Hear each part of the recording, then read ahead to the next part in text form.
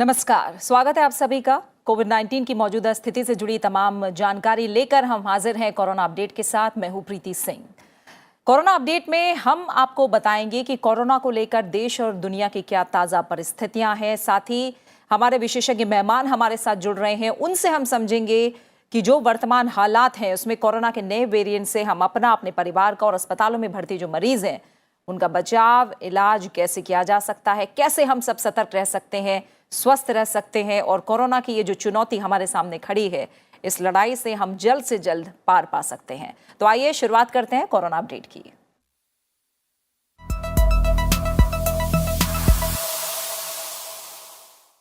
और कोरोना की तीसरी लहर, मौजूदा परिस्थितियों और कोविड से बचाव को लेकर चर्चा के लिए हमारे साथ दो खास मेहमान जुड़ रहे हैं। हमारे साथ हैं डॉक्टर ई वेंकटा राव, सदस्य कोविड-19 राज्य सलाहकार समिति ओडिशा। साथ ही हमारे साथ जुड़ रहे हैं doctor Arun Sharma, director Indian council of medical research, national institute of for implementation research on non communicable diseases, Jodhpur. आप दोनों मेहमानों का बहुत बहुत शुक्रिया मेरे साथ इस चर्चा में जुड़ने के लिए। डॉक्टर अरुण शर्मा, मैं आपसे शुरुआत करूंगी और थोड़ा सा मैं समझना चाहूंगी जो अपडेट हमारा पिछले 24 घंटे को लेकर है। अब हम 3 लाख के आंकड़े को हम देखें तो ये पार हो चुका है। अगर संक्रमण की स्थिति देखें, रोजाना जो संक्रमण की दर है, फिलहाल हम क्या माने कि ये जो संक्रमण के आंकड़े आ रहे हैं, नया जो पॉजिटिविटी रेट है, ये क्या जो संभावनाएं, जो आशंकाएं हैं उसके मुताबिक ही है?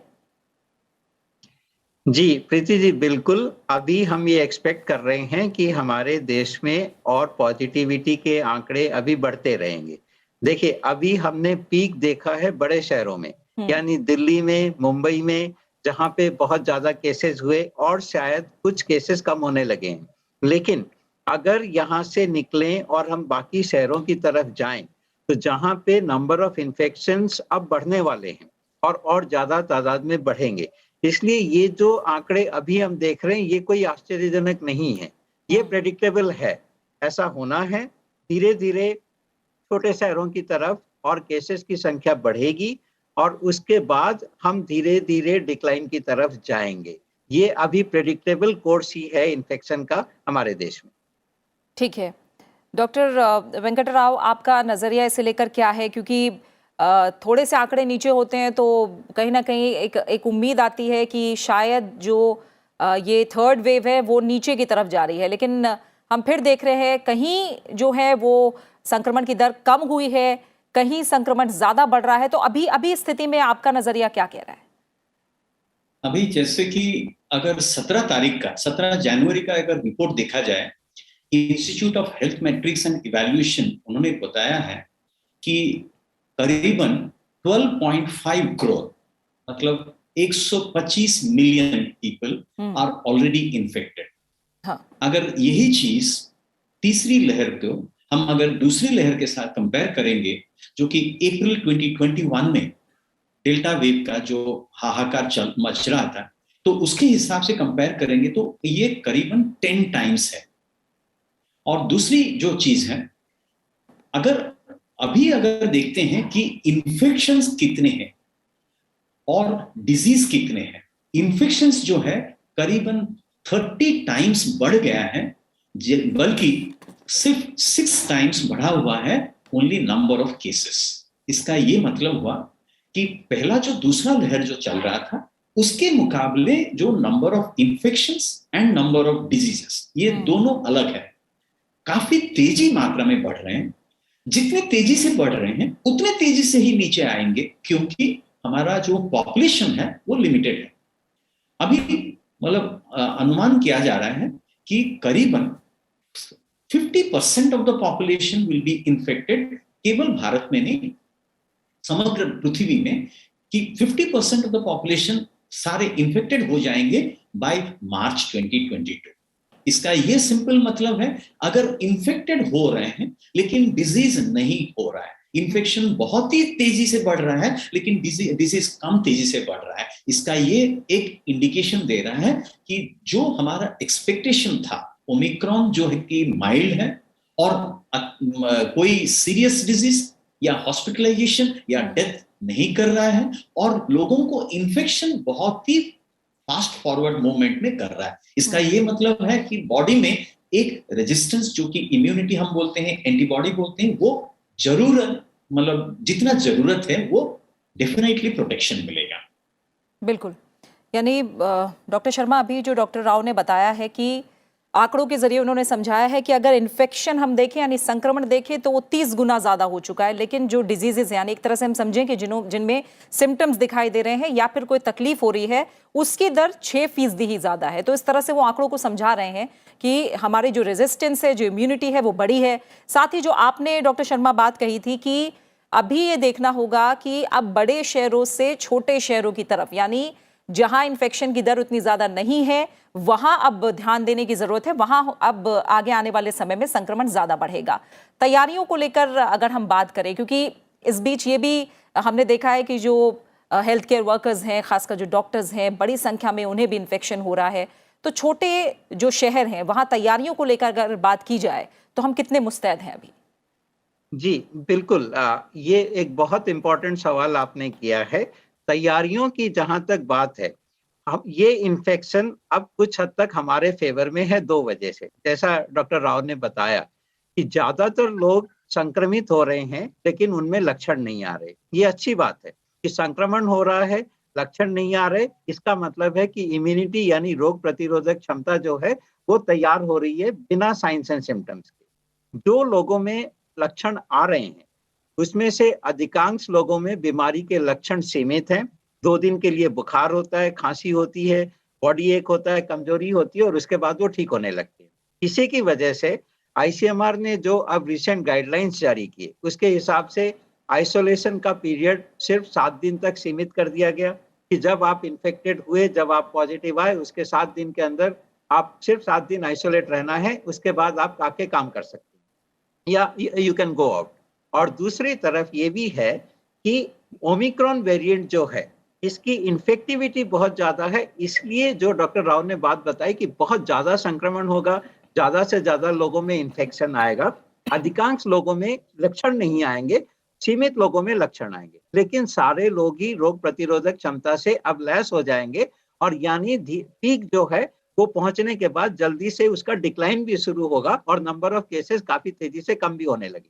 लेकिन हमारे देश में और ये जो हेट्रोजेनिटी है यानी बड़े शहरों में जो पॉपुलेशन की डेंसिटी है या जिस तरह का इंटरेक्शन होता है, छोटे शहरों में वो कम होता है। इसलिए छोटे शहरों में और बाद में पीक आने वाला है, लेकिन वहां पे भी ये सावधानी बरतने की जरूरत है। और जहां तक मैंने पाया है, अधिकांश डिस्ट्रिक्ट में प्रशासन जो है वो पूरी तरह से इस बात के लिए तैयार है कि आने वाले समय में जब पीक आएगा तो उसका सामना करना है, उसकी तैयारियां की जाती रही हैं। मैं आईईसी विभाग से जुड़ा हुआ हूं, जो एम्पावरमेंट ग्रुप है अपना, जो press ministry of information and broadcasting करती है, उसकी रेगुलर मीटिंग्स होती हैं। वहां पे रेगुलर ये बात की जाती है कि अब किस क्षेत्र में कौन सी विधाओं का हमें अपनाकर और लोगों तक जानकारी फैलाने की जरूरत है, जानकारी पहुंचाने की जरूरत है, वो एक्शन लिए जा रहे हैं। हाँ। दूसरी तरफ राज्य सरकार और केंद्र सरकार मिलकर भी इस तैयारी को हर समय रेगुलर समीक्षा करती हैं कि आने वाले समय में हमें कितनी तैयारी की जरूरत है, कितने बेड्स होने चाहिए, कितना हमें कंट्रोल करने के लिए लॉकडाउन या उस तरह के मेजर्स लेने की जरूरत है। वो सारी चीजें अपनाई जा रही है।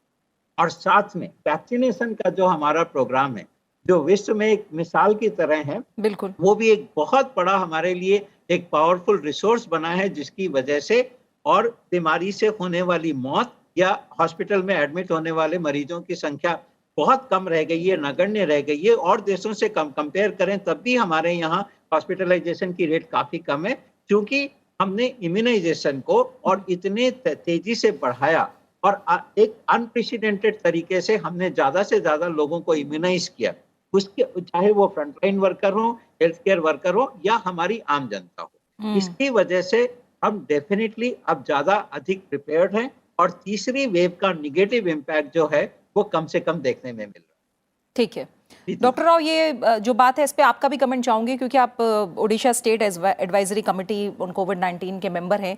जो अब छोटी जगहों की बात हो रही है कि अब जो वेव है वो बड़े शहरों से छोटी शहरों की तरफ जाएगी, तमाम जो अवेयरनेस की बात करें, हालांकि अब हम देखें 2 साल हो चुके हैं हम इस बीमारी से लड़ रहे हैं, छोटे शहरों में अभी स्थितियां क्या हैं, वहां कितनी जागरूकता लोगों में है या किस तरह की तैयारियां हैं ताकि जो हम एक तरह से कहें कोविड-19 से जो नुकसान है वो कम से कम हो, लोग ज्यादा से ज्यादा जागरूक रहें?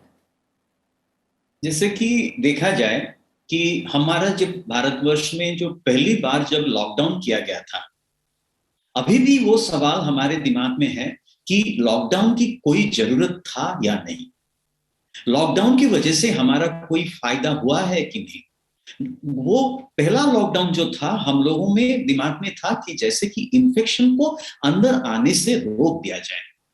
वो हमारे सवाल जो दिमाग में था वो गलत था, मतलब जो सोच जो था वो गलत था।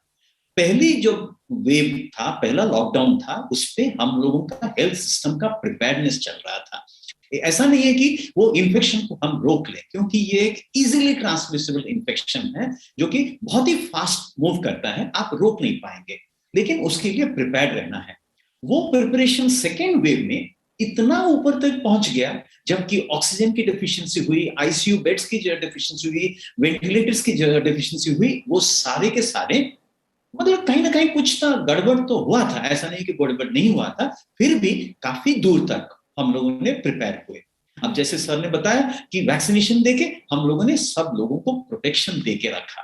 अब तीसरी वेव में मैं आपसे ये सवाल मैं करूंगा कि जितने भी ऑक्सीजन बेड्स, जितने भी वेंटिलेटर्स और जितने भी आईसीयू बेड्स आपने क्रिएट किया, वो सब वर्तमान आज के दिन में इस्तेमाल हो पाएंगे क्या? ये आंसर है नो, क्योंकि अभी ओमिक्रॉन में वो जरूरत नहीं है। ठीक है। तो फिर अभी हेल्थ सिस्टम के लिए ये हम लोगों का मतलब डिस्कशन में ऑलरेडी आ चुका है कि जितना प्रिपेयर्ड है फॉर द सीवियर डिजीजेस, हम पहले सक्सेसफुल हैं, लेकिन अभी जो है ट्रायज, जैसे कि अब जैसे कोई डिजास्टर होता है, हम लोग क्लासिफाई करते हैं, एक कोई जो कि सीरियसली इंजर्ड, मॉडरेटली इंजर्ड, चल के जा सकते हैं, जैसे ट्रायज।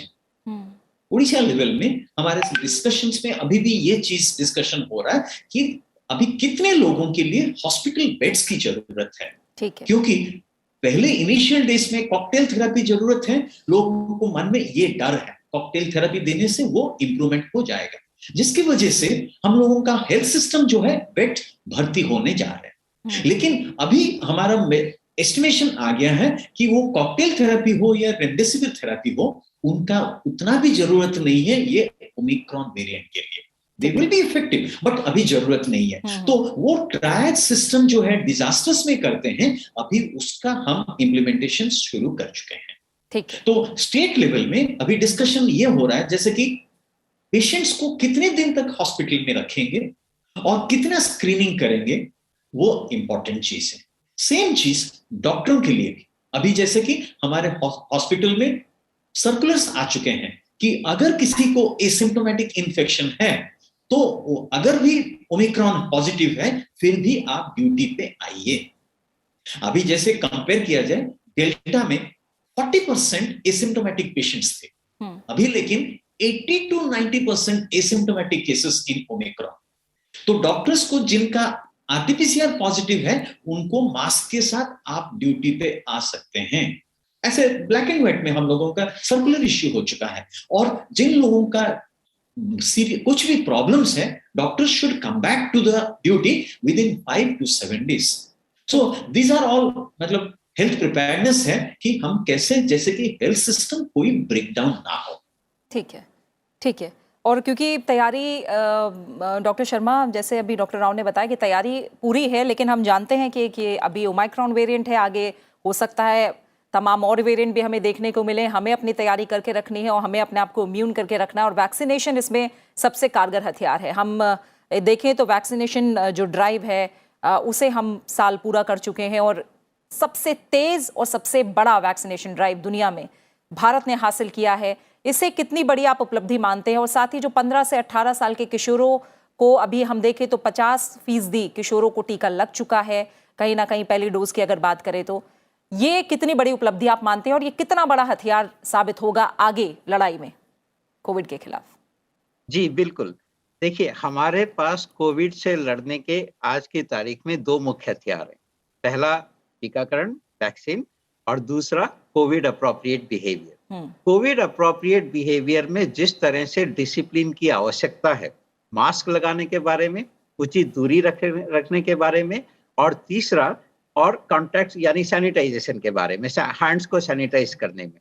इसमें आप देखेंगे कि ये सारी चीजें ह्यूमन बिहेवियर से रिलेटेड है और पब्लिक प्लेसेस में ये समस्या आई कि कोविड अप्रोप्रिएट बिहेवियर को पूरी तरह से लागू करने में और बड़ी कठिनाइयों का सामना करना पड़ा, क्योंकि लोग इसके लिए ज्यादा समय तक अपने आप को तैयार नहीं कर पाते। यानी मैं मास्क लगा के 24 घंटे नहीं बैठ सकता, मैं 4 दिन तक लगातार घर में बिना साइन एंड सिम्टम के नहीं रह सकता, मुझे बाहर जाना है। इस तरह की मानसिकताएं हमारे अंदर होती हैं और हमने देखा कि मार्केट में जैसे ही नंबर ऑफ केसेस कम हुए, मार्केट में भीड़ होनी इकट्ठी हुई।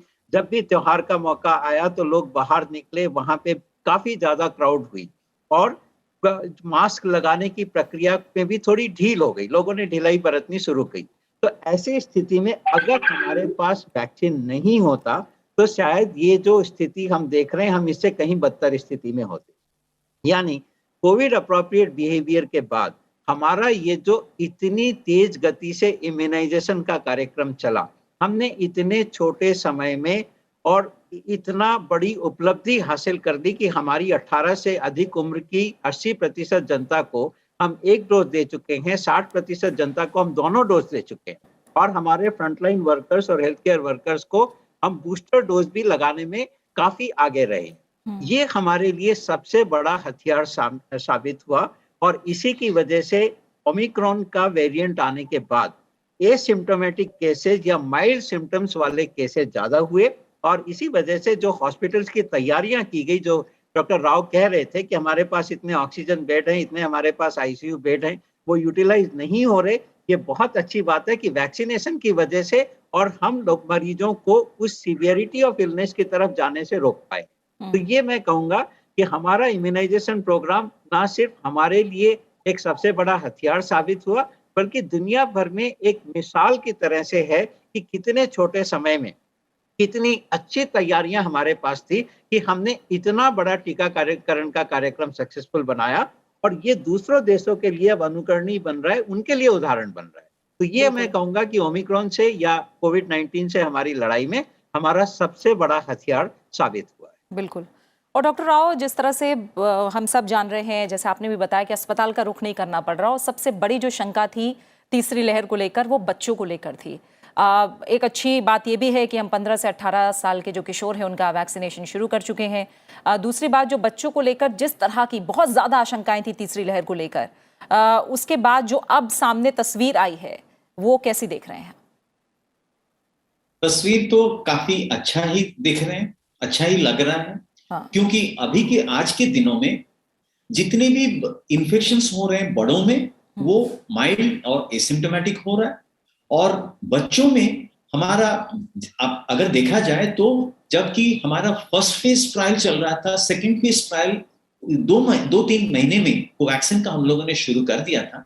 सेकेंड फेज ट्रायल में ये क्लियरली प्रूव हो गया था कि 12 साल से 18 साल की बच्चों को ये वैक्सीन भी सेफ है। डॉक्टर शर्मा, वैक्सीनेशन को लेकर जब हम बात कर रहे हैं और जैसा मैंने डॉक्टर राव से भी पूछा कि बच्चों को लेकर आशंकाएं थी, लेकिन अब हम वैक्सीनेशन की जो दिशा है उसमें हम किशोरों की तरफ आगे बढ़ रहे हैं और आने वाले समय में अब हम देखेंगे कि 12 साल तक के जो बच्चे हैं उन्हें भी वैक्सीन लगेगी। अभी बच्चों में किस तरह का इस लहर में संक्रमण देखा जा रहा है? देखिए, अभी तक बच्चों में जो संक्रमण देखा गया है उसमें भी वही बात है कि वहां पे माइल्ड इन्फेक्शन हो रहे हैं और लक्षण कम दिखाई दे रहे हैं। यानी बच्चे अभी भी, जैसा पहले एक बार आशंका थी कि नए वेरिएंट में हो सकता है कि बच्चों के साथ प्रॉब्लम हो जाए, ऐसा नहीं हुआ। अभी भी हम बच्चों में कोई बहुत ज्यादा सीरियस बीमारी या सीरियस इन्फेक्शन नहीं देख रहे हैं। लेकिन हाँ, अब जो है वैक्सीन के ट्रायल छोटे बच्चों पे भी साबित हो चुके हैं और बहुत जल्द ही वैक्सीन जो हैं वो 12 साल से छोटे बच्चों के लिए भी उपलब्ध हो जाएंगे और यानी कि पूरी की पूरी जो हमारी मतलब बच्चों की जो संख्या है वो भी रोग प्रतिरोध के दायरे में आ जाएगी। इसलिए हमें उससे ज्यादा घबराने की जरूरत नहीं। लेकिन ज्योति जी, मैं सिर्फ एक बात यहाँ पे कहना प्रीति जी, एक बात कहना चाहूंगा कि जो ओमिक्रॉन वेरिएंट है वो 100% नहीं है। यानी अभी भी डेल्टा वेरिएंट से इन्फेक्शन हमारी कम्युनिटी में हो रहे। बिल्कुल। और जो लोग, ऐसा देखा गया कि डेल्टा वेरिएंट से जो लोग सीवियर बीमारी से ग्रसित हैं या जो मौत, आज भी हम देख रहे हैं कि देश भर में 200-300 के आंकड़े मौत के रोज निकल के आ रहे हैं। यानी ये वो मरीज हैं जिन्होंने पाया गया ज्यादातर वैक्सीन नहीं लगवाया है या जिनमें कोमॉर्बिडिटीज है और वो डेल्टा वेरिएंट से अफेक्टेड हुए हैं।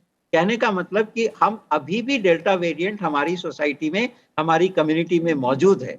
इसलिए जिन लोगों ने वैक्सीनेशन नहीं लगवाया है उनके लिए ये मेरी आपके कार्यक्रम के माध्यम से अपील है कि जल्द से जल्द वैक्सीन लगवाएं ताकि सीरियस बीमारी से या इससे होने वाली मौत से उन लोगों को भी बचाया जा सके जो डेल्टा वेरिएंट से अफेक्टेड हो रहे हैं और जो कोमॉर्बिडिटीज यानी डायबिटीज, हाइपरटेंशन या अन्य ऐसी बीमारियों से पीड़ित हैं जिनमें की इन्फेक्शन जो है सीवियर होने की संभावना है। इसलिए ये याद रखना होगा कि डेल्टा वेरिएंट अभी कम्युनिटी से पूरी तरह से खत्म नहीं हुआ है, उसके प्रति हमें सजग रहना है और उससे होने वाले इन्फेक्शन और सीवियर इन्फेक्शन को बचाने की अभी भी जरूरत है। अदरवाइज ये डेल्टा वेरिएंट जारी रहेगा, कम्युनिटी में फैलता रहेगा और हो सकता है कि जैसा कि आपने भी कहा कि आगे चल के कोई नया वेरिएंट आ जाए जो ओमिक्रॉन जितना माइल्ड ना हो और वो एक सीरियस या और ज्यादा फेटल किस्म का वेरिएंट भी हो सकता है। उसके प्रति हमने अभी पूरा काम नहीं किया है, तो ये सावधानी बरतनी भी समाज में और सोसाइटी में जरूरी। बिल्कुल डॉक्टर राव, मैं कुछ मोटी बातें आम आदमी के नज़रिए से पूछना चाहूँगी। एक तो जैसे अभी डॉक्टर शर्मा ने कहा कि सारे केसेस ओमाइक्रॉन वेरिएंट के नहीं हैं, अभी भी डेल्टा वेरिएंट है और कम केसेस हैं जो ओमाइक्रॉन वेरिएंट के आ रहे हैं संक्रमण में। क्या कोई ऐसे अब तक बात पता लग पाई है, कुछ ऐसे सिम्टम्स हैं जिनसे ये पता लग पाए कि ये ओमाइक्रॉन वेरिएंट है या कोई दूसरा वेरिएंट है? और दूसरी एक बात और मैं समझना चाहूँगी, जैसे आपने कहा कि संक्रमण है, एक हफ्ते में लोग ठीक हो रहे हैं, लेकिन ऐसे लोगों के लिए भी क्या कोई गाइडलाइंस है? मान लीजिए किसी में संक्रमण हुआ, उसको 7 दिन या 10 दिन हो गए, लेकिन परिवार में किसी और को नया संक्रमण हुआ है, वो साथ ही रह रहे हैं, तो क्या वो व्यक्ति जो संक्रमण होकर ठीक हो चुका है वो काम पर जा सकता है? मैं इस सवाल का तो जवाब थोड़े अलग ढंग से मैं बताना चाहूंगा। ठीक है। क्योंकि अभी लोगों के दिलों में ये ना बैठ जाए कि ओमिक्रॉन है उतना डरने वाली बात नहीं है, जबकि डेल्टा अभी हमारे बीच अभी भी मौजूद है। दूसरी बात है कि अगर ओमिक्रॉन अगर माइल्डर वैरायटी है तो अगला वेरिएंट कैसा रहेगा उसके बारे में हमारे ह्यूमन बींग्स को, मतलब मेडिकल स्पेशलिस्ट को अभी तक पता नहीं चला है। तो इस मामले में हम चौकन्ना रहना चाहिए कि अगर ओमिक्रॉन सेफ है, हमारे मतलब हमें कोई ज्यादा नुकसान नहीं पहुंचाता है, तो ऐसा नहीं है कि बेफिक्र होकर हम रहना चाहिए, वैक्सीन लेना चाहिए और कोविड एप्रोप्रिएट बिहेवियर बराबर जारी रखना है। जो सिम्टम्स के बारे में आपने जो सवाल किया, हाँ बिल्कुल थोड़े से तो फर्क है।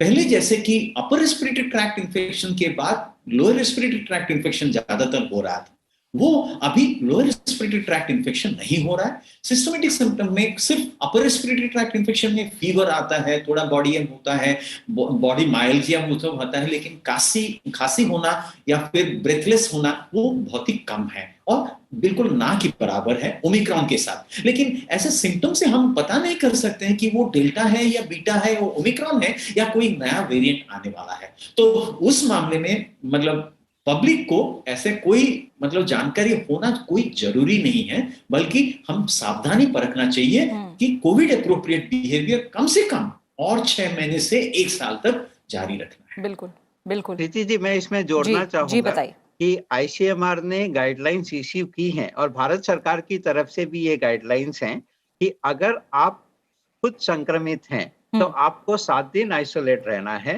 और आपके साथ उसी घर में परिवार में अगर और भी कोई संक्रमित व्यक्ति है तो उस संक्रमित व्यक्ति के इन्फेक्टेड होने की वजह से आप 7 दिन तक घर में ही रहेंगे और वर्क फ्रॉम होम करेंगे। आपको ऑफिस जाने की जरूरत नहीं है जब तक आपके परिवार में कोई सदस्य के इन्फेक्शन को 7 दिन पूरे ना हो जाए। ठीक है डॉक्टर अनु शर्मा, बहुत बहुत शुक्रिया आपका, और डॉक्टर ई वेंकट राव, आप दोनों मेहमानों का फिलहाल बहुत बहुत शुक्रिया। समय यही पूरा हो गया है तमाम जानकारियों पर हमारे साथ चर्चा करने के लिए।